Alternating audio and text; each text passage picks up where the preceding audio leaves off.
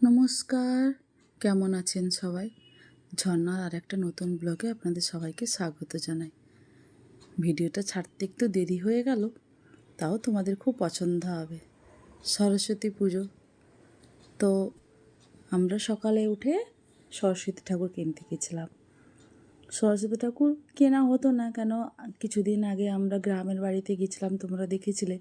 সেখান থেকে দীঘা গেছিলাম, সেখান থেকে একটা ছোট্ট খুব সুন্দর একটা ঝিনুকের সরস্বতী মা কিনে নিয়ে এসেছিলাম।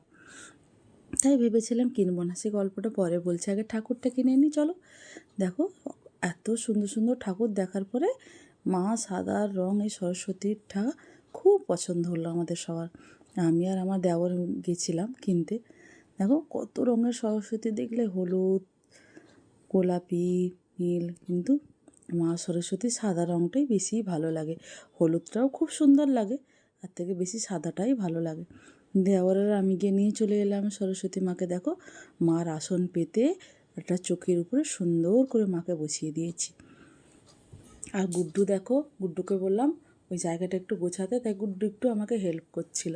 আর আমি ওদিকে আগে সরস্বতী পুজো তো সেই 12টার পরে শুরু হবে, তাই ভাবলাম আগে আমি রান্না বান্নাটা করে নিই। তো আমি রান্নাঘরে রান্না করছিলাম আর এদিকটা গোছাচ্ছিলাম, একসাথেই করছিলাম। প্রায় রান্না হয়ে এসেছিলো, তারপরে আমি বললাম এদিকটা চলে আসি, পুজোর টাইমে হয়ে এসছে, ভালো করে গুছিয়ে নিই। পেছনে দেখো নীল আর সাদা মায়ের, এটা খুব সুন্দর লাগছে না? খুব সুন্দর লাগছে। আর দূর থেকে মার মূর্তিটা এতটাই সুন্দর, এতটাই সুন্দর, কি বলবো। দেখো বৌদি এসে গেছে, বৌদিকে বললাম একটু আসতে হেল্প করতে, একার হাতে তো, তাই বৌদিও চলে এসছে। দেখো বৌদি ফলগুলো কেটে গুছিয়ে দিচ্ছে, আর গুড্ডু বসে পাশে পাশে দেখছে। আর গুড্ডু মায়ের একটা হলুদ রঙের মায়ের একটা বস্ত্র নিয়েছিলাম, ওটা দেখো ওড়নার মতন ঠিক মায়ের কাপড়, ওটা গুড্ডুকে বললাম গুড্ডুকে একটু মাকে গুড়িয়ে দিতে বললাম, কিন্তু গুড্ডু তো আর পারলো না। তাই দেখো বড় ছেলে এসে মায়ের ওই ওড়নাটা মাথার উপর দিয়ে সুন্দর করে দিয়েছে, হলুদ রঙ সাদের উপরে খুব সুন্দর লাগছে। দেখো পাশে একটা ছোট্ট মা সরস্বতী বসছে না, ওটাই আমরা দীঘা থেকে এনেছিলাম। ওই সরস্বতী মূর্তিটা খুব সুন্দর দেখতে, ছোট্টর উপরে। কিন্তু সরস্বতী ঠাকুর কেনা মানে হচ্ছে যেটা কিনতাম না, যেহেতু আগে আমরা সরস্বতী ঠাকুর কিনে নিয়ে এসেছি, ছোটোটা বললাম তো, যা মালা নিয়ে এসছে ছোটো মা সরস্বতীর গলায় দেওয়া যাবে না, তাই ভাবলাম না একটা আরেকটা বড় মা সরস্বতীর ঠাকুর কিনে নিয়ে আসি।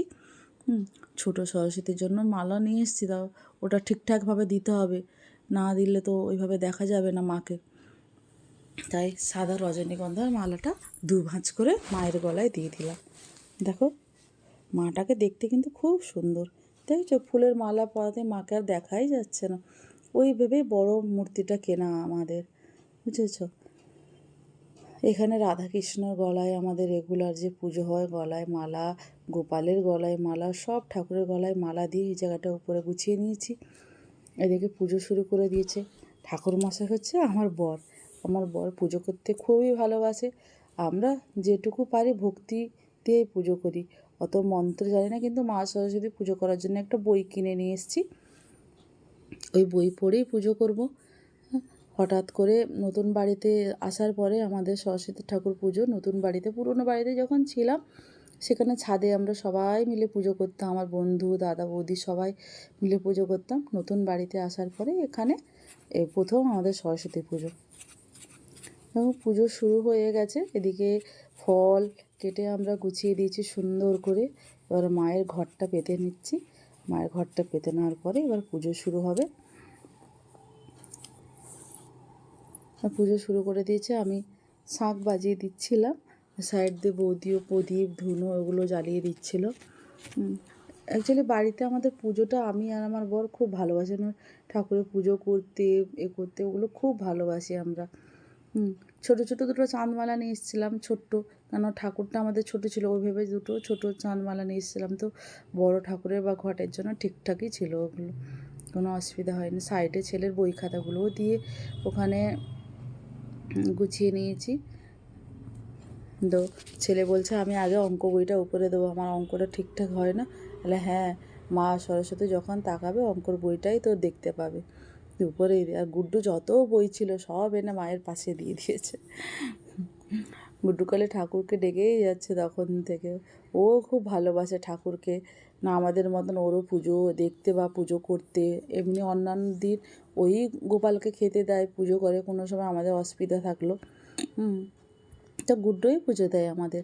এই দেখো ওপরে আগে নিজেদের ঘরের ভগবানগুলো ঠাকুরকে ভালো করে আগে পুজো করে নিচ্ছি, তারপরে মা সরস্বতীর পুজো শুরু হবে। এদিকে ধুনোও জ্বালিয়ে দিয়েছে বড় ছেলে। সবাই পেছন দিকটা বসছে। আমার বড় ছেলে 2-3জন বন্ধুও এসেছিলো, ওরা অঞ্জলি দিতে এসেছিলো। তো আমাদের ওইভাবে তো ঠাকুরমশাই নেই, যেহেতু নিজেরাই পুজো করি, তো বই পড়েও আমরা অঞ্জলি দিয়েছিলাম। দেখো পুজো হচ্ছে, খুব সুন্দর লাগছে না? যারা পুজো করে বা পুজো খুব ভালোবাসে তাদের তো খুবই ভালো লাগবে। তো এবার মায়ের ওই যে বইটা, সরস্বতী ঠাকুরের বইটা এনেছিলাম, ওটা পড়ছে। এরপরে আমরা সবাই মিলে অঞ্জলি দেব।